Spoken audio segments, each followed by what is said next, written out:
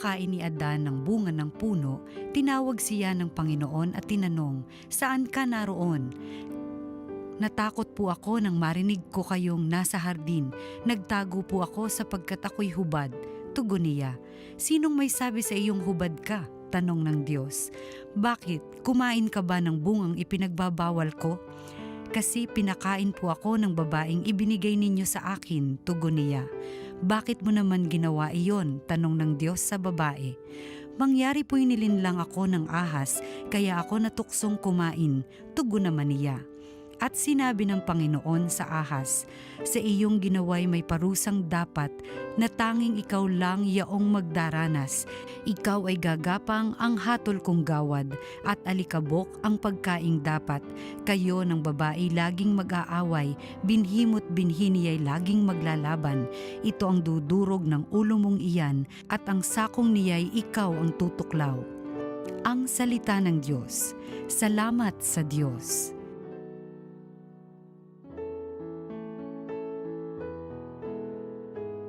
Sa piling ng poong Diyos may pag-ibig at pagtubos. Sa gitna ng paghihirap, tinawag ko'y Panginoon, Panginoon, ako'y dinggin pagkat ako'y tumataghoy. Dinggin mo ang pagtawag ko't paghingi ng iyong tulong. Sa piling ng poong Diyos may pag-ibig at pagtubos. Kung ikaw ay may talaan nitong aming kasalanan, lahat kami ay tatanggap ng hatol mong nakalaan. Ngunit iyong pinatawad, kasalanan ay nilimot, pinatawad mo nga kami upang sa iyo ay matakot. Sa piling ng poong Diyos may pag-ibig at pagtubos. Sabik akong naghihintay sa tulong mo, Panginoon, pagkat ako'y may tiwala sa pangako mong pagtulong. Yaring aking pananabik, Panginoon, ay higit pa sa serenong naghihintay ng pagsapit ng umaga. Sa piling ng poong Diyos may pag-ibig at pagtubos. Magtiwala ka, Israel, magtiwala sa iyong Diyos. Matatag at di kukupas ang pag-ibig niyang dulot.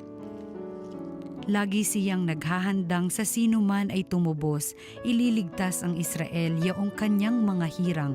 Ililigtas niya sila sa kanilang kasalanan. Sa piling ng poong Diyos may pag-ibig at pagtubos. Pagbasa mula sa ikalawang sulat ni Apostol San Pablo sa mga taga-Korinto. Mga kapatid, sinasabi ng kasulatan, "Nagsasalita ako sapagkat ako'y sumasampalataya. Bunga ng gayong diwa ng pananampalataya, nagsasalita rin ako sapagkat ako may sumasampalataya. Sapagkat nalalaman kong ang Diyos na muling bumuhay sa Panginoong Diyos ay siya ring bubuhay sa akin kasama niya at magdadala sa inyo at sa akin sa kanyang piling. Ang lahat ng pagtitiis ko ay sa kapakanan ninyo upang sa pagdami ng mga nakatatanggap ng mga kaloob ng Diyos, lalo namang dumadami ang magpapasalamat at magpupuri sa Kanya. Kaya't hindi ako pinanghihinaan ng loob, bagamat humihina ang aking katawang lupa, patuloy namang lumalakas ang aking espiritu. Ang bahagya at panandaliang kapighatiang dinaranas ko ngayon ay magbubunga ng kaligayahang walang hanggan at walang katulad. Kaya't ang paningin namin ay nakapako sa bagay na di nakikita, hindi sa nakikita. Sapagkat panandalian lamang ang mga bagay na nakikita, ngunit walang hanggan ang mga bagay na di nakikita. Talos natin na kapag nasira ang toldang tinatahanan natin ngayon, ang ating katawang lupa, tayo'y may tahanan sa langit, hindi nasisira, isang tahanang ginawa ng Diyos, hindi ng tao. Ang salita ng Diyos. Salamat sa Diyos. Ang mabuting balita ng Panginoon ayon kay San Marcos. Noong panahong iyon, pag-uwi ni Jesus kasama ang kanyang mga alagad, muling nagkatipon ang napakaraming tao, anupat hindi man lamang makuhang kumain ni Jesus at ng kanyang mga alagad. Nang mabalitaan ito ng kanyang mga kasambahay, sila'y pumaroon upang kaunin siya, sapagkat ang sabi ng mga tao, nasisiraan siya ng bait. Sinabi naman ng mga eskribang dumating mula sa Jerusalem, inaalihan siya ni Beelzebul, ang prinsipe ng mga demonyo. Ito ang nagbigay sa kanya ng kapangyarihang magpalayas ng mga demonyo. Kaya't pinalapit ni Jesus ang mga tao at sinabi sa kanila ang ilang talinghaga. Paano mangyayaring palayasin ni Satanas si Satanas kapag naglaban-laban ang nasasakupan ng isang kaharian, hindi mananatili ang kahariang iyon. At kapag naglaban-laban ang magkakasambahay, hindi mananatili ang sambahayang iyon. Gayon din naman, kapag naghimagsik si Satanas laban sa kanyang sarili at naglaban-laban ang kanyang nasasakupan, hindi magtatagal at darating ang kanyang wakas. Walang makapapasok sa bahay ng isang taong malakas at makaaagaw ng kanyang ari-arian, malibang gapusin muna niya ang taong iyon. Saka pa lamang niya malolooban ang bahay na iyon. Tandaan ninyo ito, maaaring ipatawad sa mga tao ang lahat ng kasalanan at panlalait nila sa Diyos. Ngunit ang sino mang lumait sa Espiritu Santo ay hindi mapapatawad. Ang kanyang kasalanan ay hindi mapapawi kailanman. Sinabi ito ni Jesus sapagkat ang sabi ng ilan, inaalihan siya ng masamang espiritu. Dumating ang ina at mga kapatid ni Jesus. Sila'y nasa labas ng bahay at ipinatawag siya. Noon na may maraming taong nakaupo sa palibot ni Jesus at may nagsabi sa kanya, "Nariyan po sa labas ang inyong ina at mga kapatid. Ipinatatawag kayo." "Sino ang aking ina at mga kapatid?" ani Jesus. Tumingin siya sa mga nakaupo sa palibot niya at nagwika, "Ito ang aking ina at mga kapatid, sapagkat ang sino mang tumatalima sa kalooban ng Diyos ay siya kong ina at mga kapatid." Ang mabuting balita ng Panginoon. Pinupuri ka namin, Panginoong Hesukristo.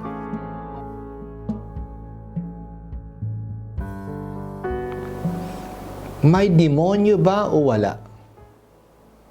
May mga nagsasabi na wala naman daw talagang demonyo. Yan daw isang myth lamang. Hindi naman daw totoo na may Satanas. Pero kung tayo'y nagbabasa ng Bible, hindi po natin maiiwasan na ito'y madalas na nagsasalita tungkol sa isang kapangyarihan na nanliling lang sa atin. Isang kapangyarihan na gumagawa ng masama. Isang kapangyarihan na nang-aakit sa atin. Iba-iba ang tawag dito. Maring tawagin itong ahas, maring tawagin itong demonyo, maring tawagin itong diablo o kaya Satanas. Pero nandiyan, sinasabi sa atin sa Bible na mayroong ganitong espiritu, ganitong kapangyarihan na kumikilos sa mundo. Sa unang pagbasa, nakita natin na dumating ang pagkakasala dahil sa panlilinlang ng tukso na sa pamagitan ng ahas. At dahil sa pagkakasalang ito, magkakaroon na ng pag-aaway. Pag-aaway ng binhi ng babae, ibig sabihin ng mga tao. At ng binhi ng ahas, ang ibig sabihin ang mga kasamaan. At yan po yung nasasaksihan natin ngayon. May kumakalaban sa atin, may umaakit sa atin, may nanunukso sa atin. Ang lalong-lalo na ang huling pagtatagpo na ito ng binhi ng babae at ng binhi ng ahas ay nangyari kay Jesus. Na siya'y binhi ng babae, anak siya ni Maria. At nagtagpo sila ng kamatayan. Nagtagpo sila ng kasalanan. Nasaktan si Jesus. Kinagat ang kanyang sakong. Naghirap siya. Namatay siya. Ngunit natalo naman niya ang kasalanan ng kamatayan. Dinurog niya ito. Inapakan niya ang ulo ng ahas. Siya'y muling nabuhay. Nandiyan yung bakas ng tagumpay ng kasamaan, ang butas sa kanyang kamay, ang butas sa kanyang tagiliran. Pero ito'y hindi na naging isang bakas ng pagkatalo, ngunit naging trophy niya. Natalo niya ang kasalanan, natalo niya ang kasamaan. Kaya ito yung unang pahayag ng kaligtasan. Ang pagtatagpo ng binhi ng ahas at ang binhi ng babae sa Genesis chapter 3 and 15, verse 15, at natalo ang binhi ng ahas. Sa ating kilawang pagbasa naman, pinakita sa atin ang contrast between panandaliang kaligayahan at mga panandaliang mga bagay sa mundong ito at ang kaligayahang walang katapusan. At ganoon nga, sa atin din, nandyan palaging pang-aakit ng panandaliang kaligayahan. Panandaliang mga bagay ng mundo. Ngunit hinikayat naman tayong bigyan ng pansin ang walang hanggang mga values na mapapasa atin. Kaya nandyan yung contrast between the flesh and the spirit. Ang flesh, ang laman, at ang espiritu ng Diyos. Nandyan yung tuldang makalupa at ang tahanan na makalangit. Ang mga bagay na hindi nasisira. So, yan po yung struggle din natin. Nakakaakit yung mga bagay ng mundo, yung panandali ang kasiyahan, masarap na pagkain, inumin, nandyan yung sex, nandyan yung aliw. Ngunit nandyan din yung panghikayat sa atin na magmahal, na magtiyaga, no, na magdusa, alang-alang sa kabutihan, na tumulong sa kapwa. Yan po yung struggle natin. Sa ating Ebanghelyo, narinig natin na si Jesus mismo ay pinagbintangan na Beelzebul. At yan po ay ang pangalan ng prinsipe ng mga demonyo. At sinabi ng mga kaaway niya, hindi nila matanggihan na siya ay gumagawa ng kababalaghan, na siya ay nagpapagaling, na siya ay nagpapalayas ng demonyo. Hindi nila ito matanggihan. Naghanap sila ng interpretasyon. Nagagawa niya ito sapagkat siya yung prinsipe ng demonyo. Siya yung si Beelzebul. Pero sabi ni Jesus, mali kayo. Kung ganito nga ang pangyayari, ay paano naman yung mga kasamahan nyo na nagpapagaling din? Mga kasamahan nyo nagpapalayas din ng demonyo. Pero ganun din, kung ako nga ang prinsipe ng demonyo, ibig sabihin, pabagsak na ang demonyo, kaharian niya. No, demonyo laban sa demonyo, hindi sila nagkakaisa, pabagsak na sila. Pero hindi, sabi ni Jesus, siya'y dumating at napapalayas niya ang mga demonyo, napapagaling niya ang mga may sakit, nabubuhay niya ang patay sapagkat mas malakas siya kaysa sa demonyo. Kaya napapalaya niya ang mga nasa ilalim ng demonyo kasi mas malakas siya, mas makapangyarihan siya kaysa demonyo. Kaya mga kapatid, nandiyan yung demonyo at kumikilo siya at aktibo siya sa buhay natin. Sinabi nga ni San Pedro sa kanyang liham na ang demonyo ay tulad ng isang leon na gumagala-gala, naghahanap ng mga mabibiktima niya. Kaya sabi sa atin, maging maingat tayo. Iwasan natin siya. Malakas ang pananampalataya. Walang magagawa ang demonyong ito na tulad ng leon na gagala-gala. Matalino ang demonyo. Kapag nakumbinsi niya tayo mga tao, na hindi siya totoo, madali na niyang makuha ang mga tao. Kasi hindi na mag-iingat yan. Hindi na iiwas yan. Kasi wala ng demonyo eh. Pero kung alam natin na nandiyan siya, mag-iingat tayo tuloy na sila ni San Pedro. No, ang demonyo ito ng leon na naghahanap ng malalapa. Mag-ingat tayo, iwasan natin siya. Kaya mga kapatid, totoong may kapangyarihan ng kasamaan na kumikilo sa mundo. Tawagin natin siyang demonyo o diablo o satanas. Pero ito'y may kapangyarihan, spiritual powers. Kaya sinasabi sa atin, ang struggle natin is not a physical struggle, but it's a spiritual struggle. Pero huwag tayong matakot. Kahit na makapangyarihan siya, siya'y talunan na. Natalo na siya ni Jesus. Natalo na siya ni Archangel Miguel at mga anghel. Pinalayas na siya sa langit. Kaya nandito siya sa lupa, nanggugulo na lang siya sa atin.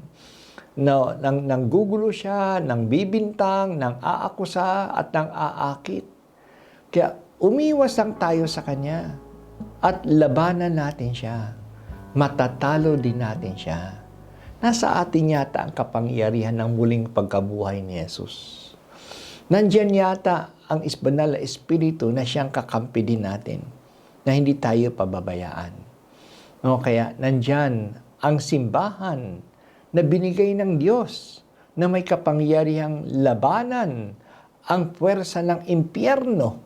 Sinabi yan ni Jesus kay Pedro na ang kapangyarihan ng impyerno ay hindi matatalo, no, ang kapangyarihan na galing sa simbahan. Gamitin natin ang mga sandata na ibinibigay sa atin upang labanan ang kasamaan. Sandata ng salita ng Diyos, parang espada na panlaban sa kasamaan. Nandiyan yung panalangin kapag tayo nagdadasal, naging malakas tayo. Nandiyan yung mga sakramento, no, lalong-lalo ng sakramento ng banal na kumpisal na kinakalaban natin. Nandiyan yung pagpipenitensya. Nandiyan yung pagtawag natin sa mga santo, sa mga banal, Communion of Saints. Tawagan natin sila, hindi tayo pababayaan. Kaya hindi tayo maaano ng kasamaan kung ginagamit din natin ang mga pamamaraan na ibinibigay sa atin ng simbahan. So, tanggapin natin na mayroong demonyo, may lakas siya, may kapangyarihan siya, pero huwag tayong matakot, maingat lang tayo, iwasan natin siya at labanan natin siya. At ang kapangyarihan ni Jesus na muling nabuhay ay kumikilos sa atin.